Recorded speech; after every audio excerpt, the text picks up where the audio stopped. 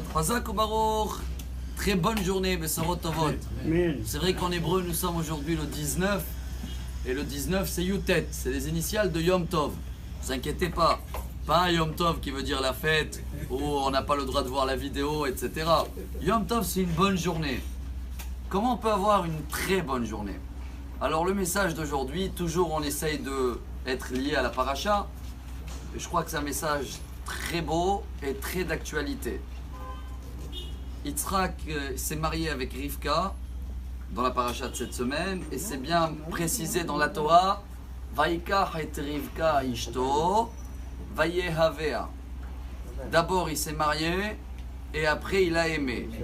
Le sujet d'aujourd'hui, c'est un sujet très très compliqué, parce que beaucoup disent non, il faut d'abord aimer et après il faut se marier.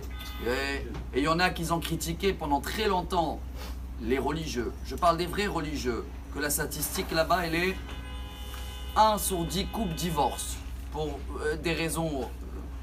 Ça ne veut rien dire par rapport à la statistique du monde. Hein. Les Français, je crois que c'est le numéro 1, c'est 1 sur 2 divorces.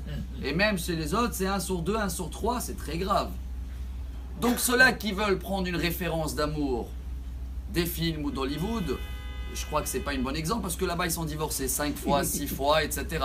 Donc si on veut apprendre c'est quoi l'amour, voilà le titre d'aujourd'hui, pour avoir une très bonne journée, mais même une très bonne vie. On a compris que l'amour vient après le mariage. Quand je dis c'est d'actualité, le monde il est devenu tellement fou qu'à l'époque ils critiquaient les religieux qui se fréquentent ou ils se voient 2-3 fois avant le mariage, ça suffit. Qu'aujourd'hui ils ont décidé que la séance peut faire des mariages sans que les gens ils se voient avant. Vous voyez de quoi je parle, j'ai entendu parler.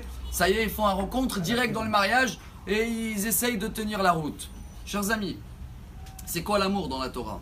Et comment l'amour, comment on peut prendre exemple sur Yitzhak d'aimer avec un amour qui s'améliore tous les jours? C'est quoi? C'est de savoir donner.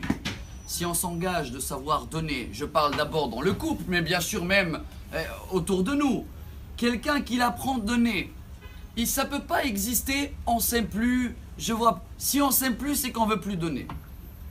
Tant que quelqu'un il s'engage de donner, bien sûr qu'il faut rajouter, c'est pas entre parenthèses, c'est avec un grand signe, donner sans attendre un retour. Ça c'est le vrai amour.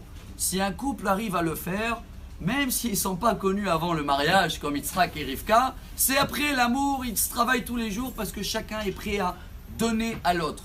Attention, on termine avec ça. Donner, ça ne veut pas dire que donner de l'argent. Ça ne veut dire pas que donner de la nourriture, c'est donner de l'écoute, donner de la patience, être un épaule, donner dans plusieurs domaines. Si on arrive à apprendre ce message de la Torah et regarder la réalité en face de nous, comment les gens ils cherchent à savoir c'est quoi l'amour, rappelez-vous, l'amour c'est donner dans la Torah. Plus on donne, plus on s'aime. Alors si Dieu veut, on prend sur nous de prendre le message sur Yitzhak et de comprendre que la seule formule qui existe dans le monde pour un vrai amour, c'est la formule de la Torah. Tous les autres, ils ne marchent pas. Vous voyez les statistiques, ils essayent de trouver des nouveautés. Alors que Bezrat Hashem, chacun de nous, va donner plus et plus. Et comme ça, on va avoir un Yom Tov, une très bonne journée. Amar Rabbi Elazar.